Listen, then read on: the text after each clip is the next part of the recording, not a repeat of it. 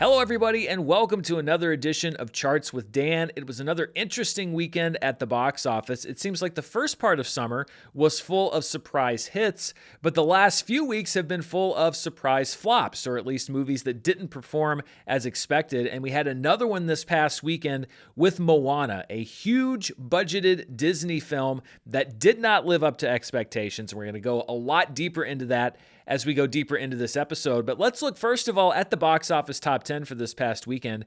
At number one was Moana, which opened to $43.1 million, but that was far below the estimates. Even going into the weekend, the tracking suggested it should do $60 million or more. It came in way below that, and with a reported $250 million budget, that could spell serious trouble for Disney, and we're going to take a much deeper dive into that. In second place was Minions and Monsters, which dropped a pretty good 42.8% in its second weekend. Of course, that opening weekend wasn't what people expected, but it brought in another $21.1 million for a domestic total of $108.9 million. And budget is a big discussion when we talk about these films. We're actually going to look at how the lower budget of Minions and Monsters may have saved it overall at the box office.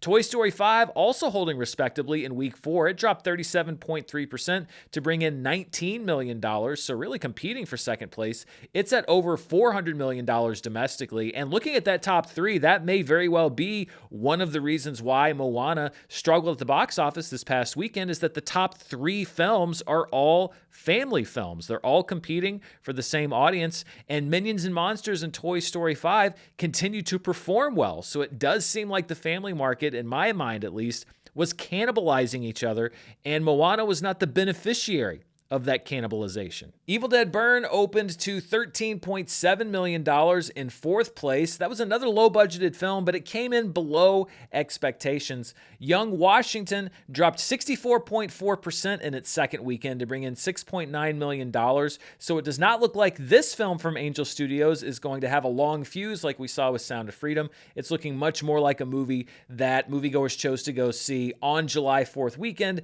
and then not necessarily afterward. In sixth place was The Invite. In its third weekend, it expanded into wide release, so it had a 712% increase in business. For a $5.7 million weekend, it's at $7.3 million total domestically. That's a pretty good number. The acquisition on this was pretty high, considering that it was, I think, the highest selling film out of the Sundance Film Festival, but we'll see how it plays over the next several weeks. Reviews, once it hit all critics, were very good. It seems like audience response is very good. It certainly was one of my favorite films that I saw at Sundance. In seventh place was Obsession, which took its customary 26% drop. I swear this movie drops like 25% every weekend. For a $3.8 million weekend, it's going to be hitting streaming this upcoming week, so it'll be interesting to see if that impacts the box office. Supergirl dropped another 56.3% in its third week of release, bringing in just $3.7 million for a $66 million domestic total, and we'll see where that ranks among all DC films, but it is already running out of gas after a very, very bad start. Disclosure Day dropped 41.7% in its fifth week of release to bring in $3.3 million. It's now at $111 million domestically. And Backrooms, in its seventh week of release, dropped 54% to bring in another $1.4 million. Dropping out of the top 10, we had Scary Movie out after 5 weeks and Jackass Best and Last out after just a 2-week run in the top 10. And looking at the biggest theater count changes from this past weekend, Jackass Best and Last had the biggest theater count change, losing 1,866 theaters. Now out of wide release, it's in 989 theaters. The Invite came in second because it added 1,582 theaters, so it's in a total of 1,600. Supergirl lost over 1,000 theaters in just its third weekend of release, so pretty much by studio contractual terms, the first weekend that theaters could really dump Supergirl, about a third of its theaters chose to do so. Backrooms lost 817 theaters after it debuted the expanded version last weekend, so a lot of theaters saying like, okay, we'll show the extended version, but then we'll start getting rid of it. And Scary Movie lost most of its remaining theaters. It lost 757 theaters. It's now in 401. Looking at this past weekend versus the same weekend in 2025, for the second week in a row, we had a pretty significant drop in the overall box office. We were down about 38% from the same weekend last year, which saw the debut of Superman. So Superman debuted pretty well last year. Moana did not, and that helps to account for why there's so much of a big drop. Looking ahead at this upcoming weekend, the total for all releases last year combined at the box office was about $134 million. If the Odyssey performs on the higher end of its tracking, combined with the other films at the box office, then we could be looking at, as far as a weekend comparison for this upcoming weekend, a much better weekend for 2026 versus 2025. But if we've learned anything the last couple weeks, it's not to count any movie as having a good debut before we see the actual numbers come in. This is what the summer box office looks like so far domestically. Toy Story 5, easily the number one movie, now over $400 million. Obsession is at $253.3 million, and Moana would have been another movie you think might jump up ahead of it. Well, that's not going to happen now at the domestic box office. So Obsession is really sticking around this summer top 10. The Devil Wears Prada 2 is in third, followed by Backrooms and The Mandalorian and Grogu. Disclosure Day moves up one spot to sixth place. Minions and Monsters is now a top 10 summer movie. It's now at number 7. Scary Movie drops down 2 spots to number 8. Mortal Kombat 2 is down 2 spots to number 9. And Supergirl does crack into the top 10, but I think it's going to be for just 1 week. At number 10, The Sheep Detectives and Masters of the Universe are out of the domestic summer box office top 10. And looking at my predictions versus the actual results, for the second week in a row, I think my top 5 is in shambles because I picked Moana to be the third highest grossing film of the summer domestically. Now, I'm not going to say it's not going to be a top 10 movie. We'll have to see how it performs in the next few weeks, but I don't believe it's going to be a top 3 movie. So 2 of my top 5 now, Moana and Minions and Monsters, it's very much a wait and see. And as you can see, I picked Supergirl to be the 8th highest grossing film of the summer. It's not going to be in the top 10. Next week on the show, it's going to be Red because it'll probably be mathematically eliminated. So I'll be down to 9 out of 10. And really what the Odyssey does and how the rest of the movies perform over July and August is going to dictate what my top 10 looks like. But it is not very accurate as of right now. We're just going to have to wait and see what the final results are all about. So let's talk about Moana. As I mentioned, it opened to just over $43 million, which puts it just above the debut of a live-action remake it probably doesn't want to be compared to, and that is Snow White, which opened last year and was a massive money loser for Disney. Moana actually replaced Snow White when we look at the top 10 openings for Disney animated film remakes. The Lion King is at number 1 at $191.7 million. Also opening above $100 million were Beauty and the Beast, Lilo and Stitch last summer, and The Jungle Book. The Little Mermaid opened to $95 million, Aladdin opened to $91 million. Then we have Maleficent, Cinderella, and Dumbo. So Moana comes in under the opening weekend of Dumbo back in 2019. And again, that movie was not a huge financial success. And a lot of people were surprised because Moana is, when we look at the streaming numbers on this show, maybe the most successful streaming movie, animated streaming movie on Disney Plus, especially if you look at it over such a long term. So why didn't this movie do better? Well, I think that there's a few potential reasons. Number one, as I mentioned already, I think there was some cannibalization of the family market, the top 3 films, all family films. Maybe there were some families that didn't go see Minions and Monsters last weekend because of the July 4th holiday, and that's the movie they went to see this past weekend. We don't really know. A lot of that is going to come into much sharper focus next weekend when we see how Moana holds up. If it's a soft hold, if it holds, less than a 50% drop, okay, then the prospects are a little bit better. If it's a bigger drop, 55, 60% or more, then we'll know that there just wasn't a whole lot of interest in this project to begin with.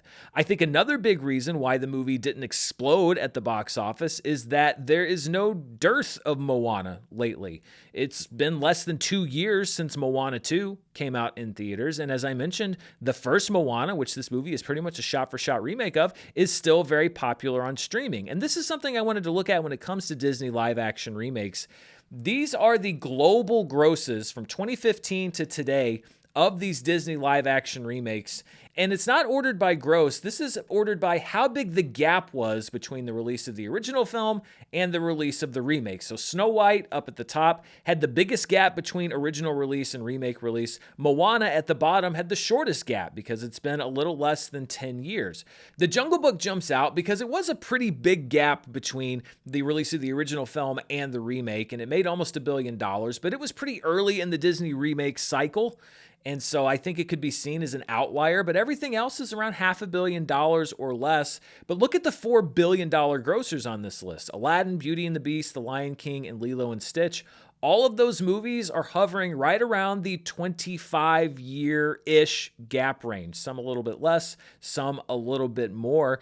And I think that that is kind of the sweet spot for these remakes. I know that Mulan made much less, but Mulan was also a pandemic-era film, a day-and-date streaming release, and so it's tough to draw a whole lot from the results of that film. But if you talk about remakes and putting them back into theaters, if you have a 25-year approximate gap, then all of the people who were kids when the original release came out 25 years later will probably, or possibly, more than possibly, have kids of their own. So they'll be interested in seeing the movie. They'll take their kids to see the movie. Whereas a movie like Moana, if you were 8 years old when Moana came out, you're 18 years old now. The math doesn't work the same, in my opinion, when you're talking about a 10-year gap. There has been no missing Moana because Moana has never really gone away. Now, as we look forward, a lot of people have said that there is some hope to be found in the reaction of audiences. Critics didn't like the movie very much, including myself, but the audience score on Rotten Tomatoes is pretty high. It was around 90% last time I checked. It got an A-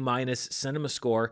But this is also where I would urge a bit of a wait and see approach, because those scores, the verified audience score, the cinema score, are from people who showed up to see the movie. Now, that works very well when you have a movie that draws a massive audience, not just hardcore fans, but casual fans, if the movie had opened to $150 million, because it is a pretty big base of people to ask about the film. But when you have a movie that underperforms, and you're looking at audience results from the people that showed up, if it's a smaller base, if the audience base is smaller, then you're polling the people who probably were already excited about the movie to begin with. So a $200 million opening movie, if you're polling what the audience thinks, you're getting a pretty wide array. Some people are like, oh, this looks interesting. Let me see if this is any good. Let me check this out. When it's a smaller turnout, more of the people that have shown up are probably primed to like the movie just a little bit more. Now, the one thing that I do think we can say right now is that Moana is going to be a financial disappointment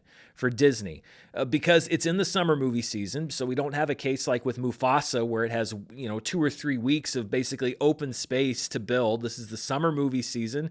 You basically have 2 or 3 weeks and the majority of your money should be made. Not every movie is going to be Obsession. And the film also did not have an impressive debut internationally. We're going to look at those numbers in just a few minutes, but Moana only opened about $10 million globally higher than Snow White did. So it's not a case of, well, it was disappointing in the United States and Canada, but it opened to, $90 or $100 million internationally. It appears that this, whatever you want to call it, apathy or whatever else, is global, not just domestic. So any future performance from Moana, I think at the box office, is going to judge damage mitigation. Is it going to be a massive flop for Disney, or is it just going to be a financial disappointment? And a large part of that comes down to budget. As I mentioned, Moana reportedly had a $250 million budget, and that puts it in a bit of a different league when you talk about its opening weekend. This was a graphic I created last year. These are the worst domestic openings for movies with confirmed $250+ million budgets, and you can see that Moana had the third worst opening for a film at that budget point. Domestically, it comes in a little better than Snow White by less than $1 million, but it comes in below movies like The Marvels and Mission Impossible: Dead Reckoning and Indiana Jones and the Dial of Destiny. Those were all pretty big money losers for their respective studios. And ironically, Tangled is at number 5 here, which was not a runaway box office success, but it has had a very long legacy over the years since it came out about 16 years ago. And Tangled is reportedly the next live-action remake in the hopper. And by the time it hits theaters, the gap will be around, I think, 17 or 18 years. So that'll be a good test, kind of splitting the difference between Moana and the other Disney remakes that have done well. Is that 17, 18-year gap going to be enough? And if I were an executive at Disney, I would call a meeting to talk about these movies with $200+ million budgets. These are the movies at that reported budget point since 2023. There are 11 of them here, and by my estimation, 3 of those 11 were profitable or likely profitable. That would include Inside Out 2, which of course was a massive hit, Toy Story 5, which is currently in release, it's headed toward $1 billion, and Mufasa the Lion King, which didn't have a hugely impressive opening, but was in that holiday movie season and performed well over that 3 weeks and into the next year. Then in the possibly profitable range, we have movies like The Little Mermaid and Elemental. They may not have broken even exactly at the theatrical box office, but they did well enough that they were probably money makers overall, eventually, once you factor in ancillaries, etc. But these are the movies that were not profitable or likely not profitable. And not only were they not profitable, they were all big money losers for the studio. Again, when you look at a $200+ million budget, Indiana Jones and the Dial of Destiny made $383.9 million globally. That doesn't even cover, I think, the reported production budget of the film. So that movie theatrically lost Disney hundreds of millions of dollars. Same with Wish, same with Lightyear, same with Snow White, same with Tron Ares, and it looks like Moana is also headed in that direction. We'll see where it ends up once we see what the final global gross is. But those movies in the red weren't just money losers theatrically, they were money losers to the tune of $100, $150, $200+ million, which would easily wipe out the theatrical profits of the movies that you see over on the left. Long story short, in the last few years, Disney's biggest budget films have more often than not been financial disappointments for the studio. We'll see what happens with the Avengers later this year. I think that that's probably, or at least it's positioned to be, a moneymaker for the studio. But I think that there need to be some very hard discussions about what movies are getting greenlit, and of the movies that are getting greenlit, how much are you spending on those movies? Because it's not just about what a movie makes, it's about what it costs to make. And that's why I want to look at 2 other summer movies as we wrap out this discussion to just underscore how important budgeting can be. Let's start with Minions and Monsters. As we talked about on last week's show, it did not have an impressive domestic opening. It held well in its second weekend, but as with all Illumination films, it had a reasonable budget, a budget of around $85 million. I'll give them $100 million to market the movie, which would put the cost to the studio at around $185 million.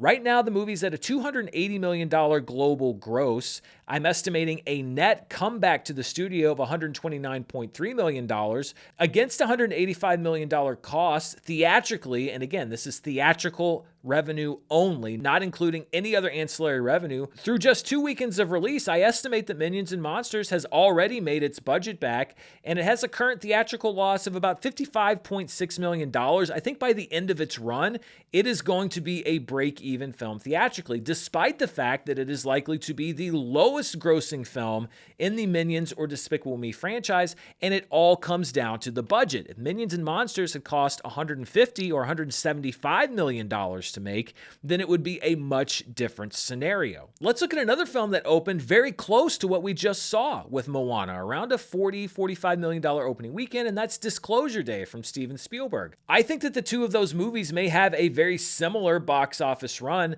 The difference is that Disclosure Day had a budget of around $115 million instead of $250 million, and that can be a huge difference when we talk about the film's success, even if the box office results between 2 movies are the same.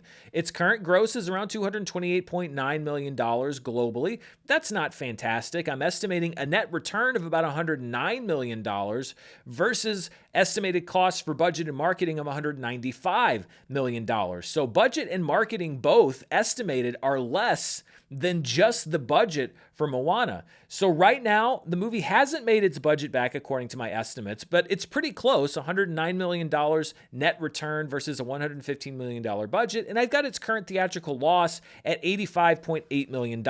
So just based on global box office receipts, Disclosure Day is not going to be a moneymaker based only on ticket sales, but if you can get that loss down to, let's say, $70 million or $65 million theatrically, that is much easier to make up when you look at ancillary streaming revenue, etc. And I think that it's very likely in the long run that Disclosure Day is going to eventually turn a profit for the studio. So it's not going to be a huge hit for Steven Spielberg, but it's not going to be a box office flop necessarily either. It's going to be a much more mixed result, and that's because the movie didn't cost $200 million to make. And this is where Moana has a much bigger hill to climb. At a $250 million budget point plus marketing, we'll look at those numbers probably in 2 or 3 weeks, it would have to have done phenomenally well to make a profit for Disney, and it is just not doing that. So it's not just about performance, it's about budget, but Moana also didn't have a great performance, and I think that there's going to be a lot of people in a lot of boardrooms over the next week or so trying to get to the bottom of why. And speaking of Disney live-action remakes, that brings us to this week's member poll results. Last week, I asked members here on the channel, what Disney live-action remake is your favorite? And there's a pretty clear winner. With 47 votes, The Jungle Book comes in first place. That's not a huge surprise to me. Cinderella comes in second place at 22 votes, and I would agree, that is definitely in the top 3 or 4 of these live-action remakes. None of the above, or zero, none of them is in third place. So the third place answer is none with 20 votes. Then we have Aladdin with 18 votes. Peach Dragon comes in strong with 15 votes. Beauty and the Beast with 13 votes. Cruella with 9 votes. The Little Mermaid and 101 Dalmatians both came in with 7 votes. And Maleficent comes in with 5 votes. By the way, if you want to vote on the member poll every single week here on the channel, you can check the description below on how to become a member. Not only do you get to vote in the poll, you also get early access to some of my videos, custom badges, and emoji for the chat. It's pretty fun, and I'd love to have you come and join us. We've got a lot more box office ground to cover, but before we do, I want to thank the sponsor for this week's show, Surfshark. We are in the heart of the summer movie season, which means that I am traveling a lot to see screenings of the latest movies, like I just did tonight. And a lot of times that also means that I'm staying in hotels. You probably are too if you're traveling this summer. Public hotel Wi-Fi is convenient, but it also poses some pretty serious security risks unless you're connected to today's sponsor, Surfshark VPN. Surfshark masks your IP address so that your online activity can't be tracked and monitored on public Wi-Fi, at home, or anywhere else. You can rest assured that your private internet activity stays private. And Surfshark also monitors your data for leaks and has an email scam checker to protect against phishing attacks. So you can take a vacation from worrying about having your data stolen while you're on vacation. I have Surfshark running on my computer right now, and it's super easy to set up and use. Just one button to click, and I know that I'm protected. Plus, one Surfshark account covers multiple devices, so you know your entire household is protected, whether you're at home or not. You can go right now to surfshark.com/Murrell and use the code Murrell, Murrell, to get 4 extra months of Surfshark VPN at checkout. That's surfshark.com/Murrell with the promo code Murrell to get 4 extra months at checkout. Send data thieves packing this summer with Surfshark. All right, let's take a look at some of the other movies in the top 5, and we will start with Minions and Monsters. These are all of the movies made by Illumination, listed by total domestic gross. Through 2 weekends of release, Minions and Monsters is currently at number 16, so it's only above Hop, and it's only just hopped above Hop. But pretty soon it'll pass movies like Migration, The Secret Life of Pets 2, and Sing 2. And then we'll see how much above the $200 million mark it can get to see if it can get up there above the Lorax. If it can hit 250, it'll be where Despicable Me is, but it's really going to have to hold well to get to that point. So, of course, I'll be tracking that in the weeks ahead. This is what the franchise tracker looks like for Pixar. Toy Story 5 is now Pixar's 6th highest grossing domestic film ever, and it is very close to passing the domestic gross of Toy Story 3. And then we'll see if it can get to that $500 million mark, then it will pass Finding Dory to be number 3 on this list. If you adjust for inflation, Toy Story 5 is a bit lower. It's currently number 15 on the list of all-time Pixar films, but it is very close to passing Monsters University, as well as the original Toy Story and Cars. And if it can get to the $500 million mark, or even just below, it'll enter the top 10 of all time for Pixar, displacing The Incredibles. As I mentioned, Evil Dead Burn opened to $13.7 million, which is okay for the budget, but the lowest of the newest crop of Evil Dead movies by a pretty significant margin. 2023's Evil Dead Rise has the best opening weekend in franchise history at $24.5 million, followed by the 2013 film Evil Dead, and then a pretty big drop off. Evil Dead Burn made about half of what those other movies did, a little bit more than half, at $13.7 million. Of course, it comes in above Army of Darkness back in 1993, which opened to $4.4 million, unadjusted for inflation. Evil Dead 2 opened in a pretty small release back in 1987 at $800,000, and we don't have data for the original film, The Evil Dead, back in 1981. As I mentioned, Young Washington had a pretty significant drop-off in its second weekend, and when we look at all-time grossers for Angel Studios, right now it's in fourth place behind The King of Kings, David, and Sound of Freedom, but I don't imagine that it's going to go much higher than fourth, or higher at all than fourth, because The King of Kings made $60 million. At this trajectory, Young Washington is not going to get there. I think Angel has said that they want to make a sequel to Young Washington. I mean, I guess there's a lot of American history still to go, but they may want to look at that, or, just be a little conscious, because I don't believe it's going to go any higher on this particular list. I mentioned that Supergirl is now over $66 million when we look at all DC live action films by domestic gross. And again, this does not include the imprint releases, movies like Red, movies like V for Vendetta. These are just DC Comics characters proper. Right now, Supergirl is the 29th highest grossing DC live action film. It's jumped over movies like Superman 3 and Joker Folie à Deux. It's going to outgross Blue Beetle domestically. It could get up to Constantine range, but I don't know if it's going to get up to where Birds of Prey is at $84.1 million, and it's definitely not going to get up to Batman and Robin at number 25, which entered the $100 million range. When you adjust for inflation, things don't get really any better. Supergirl is currently number 32 out of 39. It is ahead of Joker Folie à Deux. It's ahead of Shazam, Fury of the Gods, Wonder Woman 1984, which of course was a day-and-date streaming release. And it will soon pass The Suicide Squad, which was another day-and-date streaming release. I'm sure symbolically it'll be nice to get past Catwoman at $74 million, but then you're looking at that Blue Beetle area at number 29. And again, I don't think it's going to get to where Birds of Prey was at $108.7 million adjusted. So Supergirl on the adjusted list in even worse shape than it is on the regular list. And I mean, we've talked about it here on the channel. It's going to be a big money loser for DC. And I did a whole video about what I would do if I ran DC Studios that came out on Sunday. If you didn't see that video, you can check it out right now. So the big release this weekend is The Odyssey from Christopher Nolan. I'm actually recording this very, very late Monday night / early Tuesday morning after I drove back from my advanced screening of the film. You can check out my review for the movie when the embargo lifts tomorrow morning. But that brings us to this week's Charts with Dan trivia question. The Odyssey is going to be the number one movie when it opens this upcoming weekend. But what I want to know is how many Christopher Nolan films so far have not opened at number one on their first weekend of wide release. And just as a hint, Following and Memento did not ever get wide releases. So neither Following nor Memento will be answers to this question. But how many Christopher Nolan films did not open at number one on their first weekend of wide release? I'll give you a chance to think about it. Pause if you don't want to know the answer. The answer is 3. Oppenheimer, which it might be a surprise unless you stop to think about it. Oppenheimer was part of Barbenheimer. Barbie, of course, opened bigger, so Oppenheimer opened at number 2. This one I'd forgotten about. Interstellar didn't open at number 1. Interstellar opened the same weekend as Big Hero 6, and it opened number 2 at the domestic box office. And Insomnia, which was behind the big summer box office runs of both Star Wars Episode 2 and Spider-Man back in 2002. So Insomnia opened at number 3 behind the multi-week releases of those other two films. Ironically, one of those 3, Oppenheimer, is one of his biggest hits of all time, especially outside of the Dark Knight trilogy, and we'll see where The Odyssey eventually falls on that list.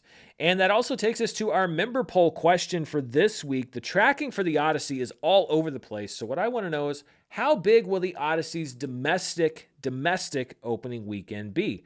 Will it be less than $80 million? Will the online chatter affect the opening weekend box office? Will it be $80 to $120 million, which is in the mid-range of where tracking has said it's going to be? Or is it going to hit the upper part of that range? Is it going to open to more than $120 million? Cast your vote right now. I will reveal the results on next week's show, and we'll see how good you all are at predicting the future. You've been pretty good so far this summer. All right, let's take a look outside the domestic box office and look at the top 5 internationally, which is all markets outside of the US and Canada. And the number one movie was not Moana. It was actually a movie that opened in China called Kung Fu Soccer. Kung Fu Soccer is directed by Stephen Chow. He had hits in the past with Shaolin Soccer and Kung Fu Hustle. This is just his third film in the last 10 years, his first movie since 2019, and obviously great timing with the World Cup going on. So that was actually the number one movie internationally due to its popularity in China. Moana comes in second with $52 million. Toy Story 5 had a good hold internationally. It dropped 34.6% to bring in $45.3 million. Minions and Monsters, a bit of a steeper drop in its second weekend outside of the handful of countries that it opened in its first weekend. It dropped 53.5% for $39.5 million. And Evil Dead Burn comes in fifth internationally at $13.3 million. When you combine those international numbers with the domestic numbers, we get our top 10 movies worldwide. And as I mentioned, Moana opened about $10 million ahead of Snow White, but not an overwhelming opening, $95.1 million. And again, off a $250 million budget, it's going to have to hold phenomenally, both domestically and internationally, to even talk about approaching profitability, which again, in my estimation, is sort of out of the question at this point. It's just a question of how much money Moana is going to lose the studio. Kung Fu Soccer, the second biggest movie in the world at $68.4 million. Toy Story 5, though, just behind at $64.3 million, just a 36% global drop. It's at $879.5 million worldwide currently, and it'll be hitting $1 billion very soon. Minions and Monsters dropped 50.8% globally for a $60.7 million weekend. It's at $281 million globally. Evil Dead Burn opens to $27 million worldwide. Obsession dropping 30.2% globally for a $12.1 million weekend. It's at $426.7 million globally, approaching $500 million off a production budget of $750,000. Damal 4 is in 7th place at $9.1 million. Damal 4 is a Hindi language comedy about a madcap treasure hunt, and it's the 4th film in the franchise that launched in 2007. The Invite opened to $8 million worldwide, the bulk of that coming from its domestic gross. Backrooms dropped 42.3% to bring in another $7.4 million globally. It's now at $364.2 million worldwide.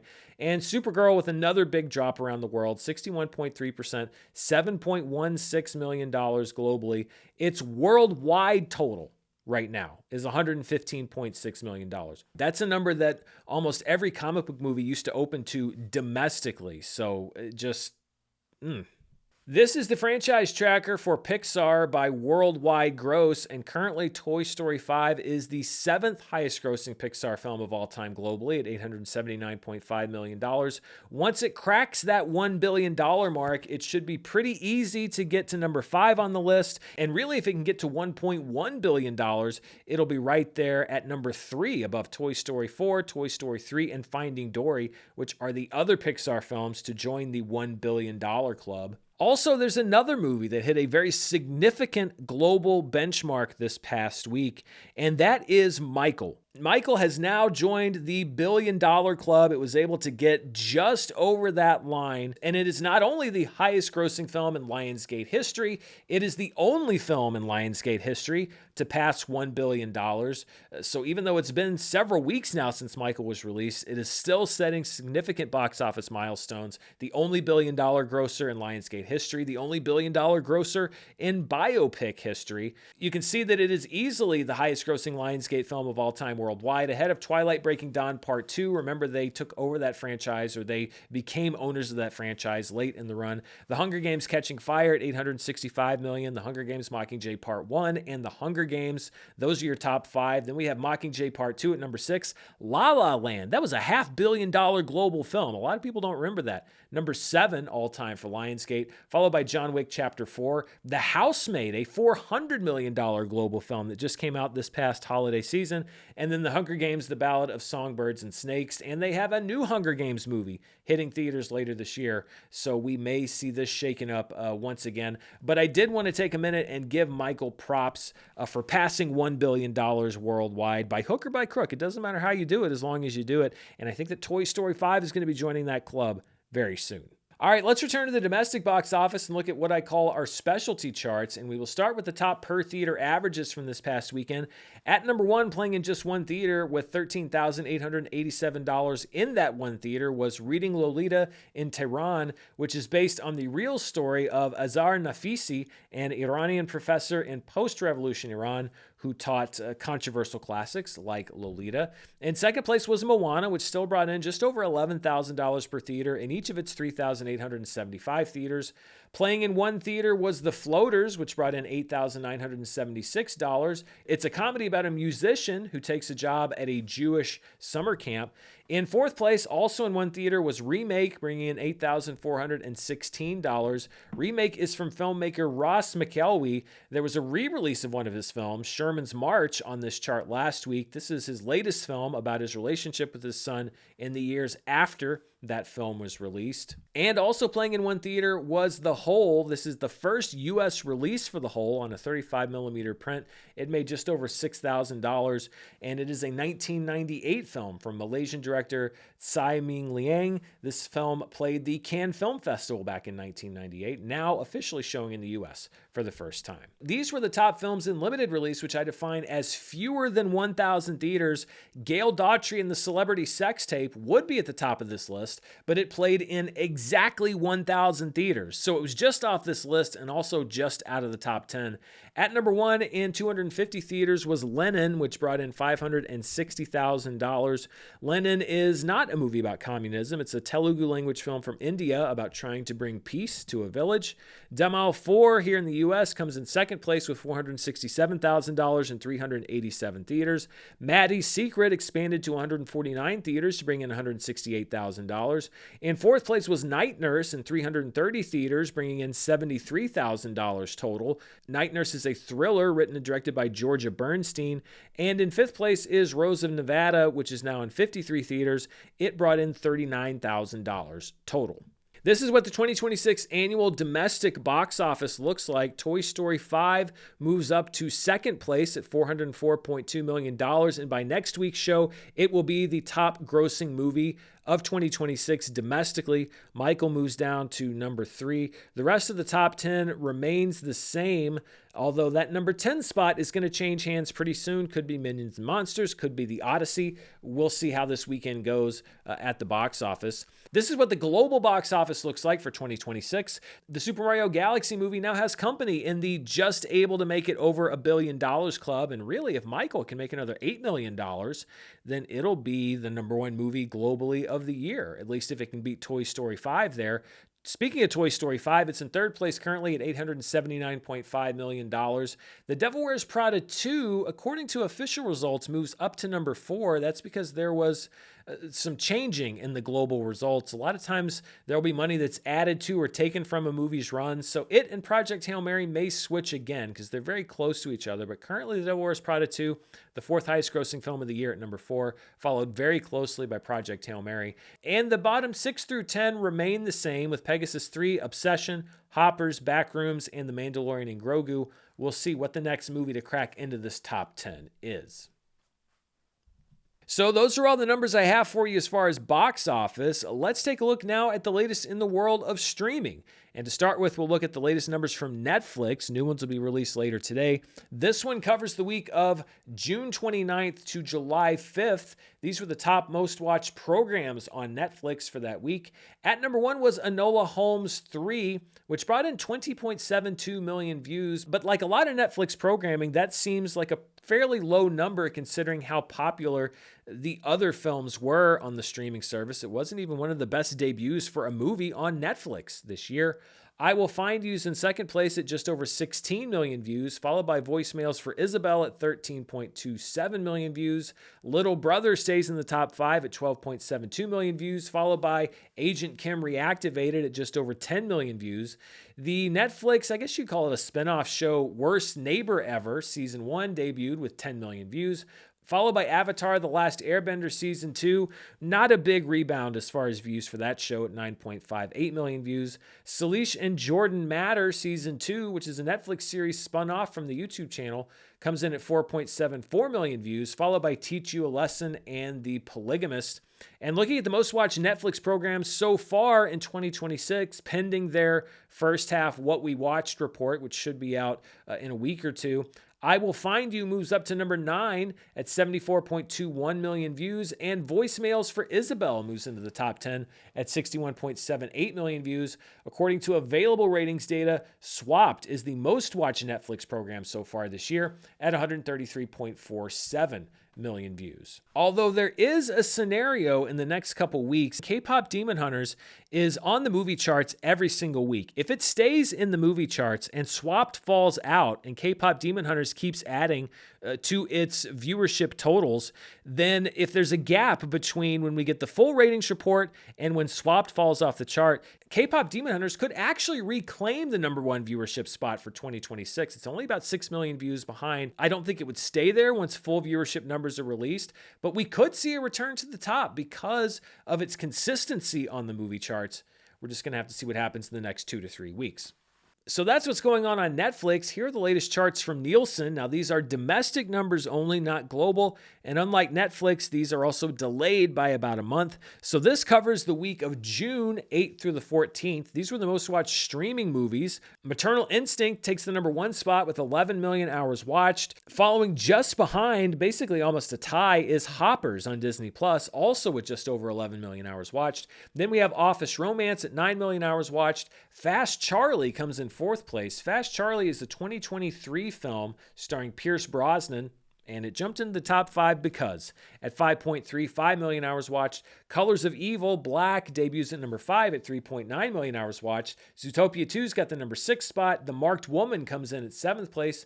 Ticket to Paradise, which came out a couple years ago, is in 8th place at 3.43 million hours watched. Then we have Goat at number 9 and Jack Ryan Ghost War rounding out the top 10. These were the most watched streaming shows for June 8th through the 14th. And Love Island USA takes the number 1 spot easily at 30.5 million hours watched, basically double the hours watched of the number 2 streaming show, Bluey, at 15.9 million hours. Grey's Anatomy and The Big Bang Theory are number 3 and 4. Sweet Magnolias came back with a new season and comes in at number 5. Dutton Ranch is in 6th place, followed by Criminal Minds, returning to the top 10 at number 7. Teach You a Lesson debuts on the overall top 10 at number 8. Bob's Burgers returns to the top 10 at number 9, and SpongeBob SquarePants is at number 10. These were the most watched shows as far as watch time per available episode. So take the number of hours watched divided by the number of episodes you can watch. That's how we get this number. Dutton Ranch tops the chart with 6 available episodes and over 2 million hours of watch time per episode. In second place is the Netflix reality show Outlast: The Jungle at 1.23 million hours watched per episode. Then we have Teach You a Lesson at number 3. The Burrows, again, a canceled show at number 4, 925,000 hours per episode. Spider Noir continuing to perform well on a per episode basis at 854,000 hours watched per episode. Then we have Off Campus at number 6. The Four Seasons at number 7. Shrill, which is a series that starred A.D. Bryant, critically acclaimed, and was canceled a few years ago, comes in at number 8. So it probably popped up on Netflix, would be my guess, at 293,000 hours per episode, followed by Sweet Magnolias and Love Island USA. It has a lot of episodes, 259 of them, but it's still able to make the top 10 based on the strength of its current season. And those are all the numbers I have for you this week. Before we go, I just wanted to turn your attention to some things you might be interested in seeing, both at home and in theaters this upcoming week. First of all, today, available to watch at home, we have Backrooms, which you can either do via premium video on demand. Those are those higher priced 48-hour rentals, or you can buy the film digitally. Nate Bargatze's film, The Breadwinner, also available to watch at home starting today. Tomorrow, on Wednesday, on Apple TV, a new show called Lucky debuts, the first 2 episodes. It stars Anya Taylor-Joy, who plays a con artist on the run. And on Amazon Prime, a new series debuts tomorrow called Ride or Die. Hannah Waddingham and Octavia Spencer play 2 best friends, but one of them is an assassin. Assassins and spies. That's like the premise of 60% of streaming shows and movies. On Thursday, Will Ferrell stars in a new Netflix series called The Hawk, where he plays a washed-up former golf legend who decides to make a comeback. Then on Friday, as I mentioned, the big theatrical release, and really the only major theatrical release, is The Odyssey, the latest from Christopher Nolan. My review will be out tomorrow morning. On Netflix, Heartstopper Forever debuts on Friday. The 3-season romance series starring Kit Connor and Joe Locke gets a wrap-up movie. And a big box office draw hitting streaming on Friday is Obsession. It makes its debut on Peacock. And I would imagine that viewership numbers for this are going to be pretty high. Once we get those Nielsen numbers in about a month, I'll be very curious to see what Obsession does. So if you didn't see it in theaters, but more likely if you did, but you want to watch it again, you can watch it starting this Friday on Peacock. And that's everything I've got for you this week. Thank you so much for listening to me talk about box office and streaming and everything else. If you're not subscribed here to the channel, you want to make sure you don't miss my Odyssey review tomorrow. Be sure to subscribe, hit that bell so you're notified when I upload a new video. But most of all, thank you for watching this video. Thank you to Surfshark for sponsoring the video. Find out more about them in the description below. Until next time, stay safe, and I'll see you then. Bye.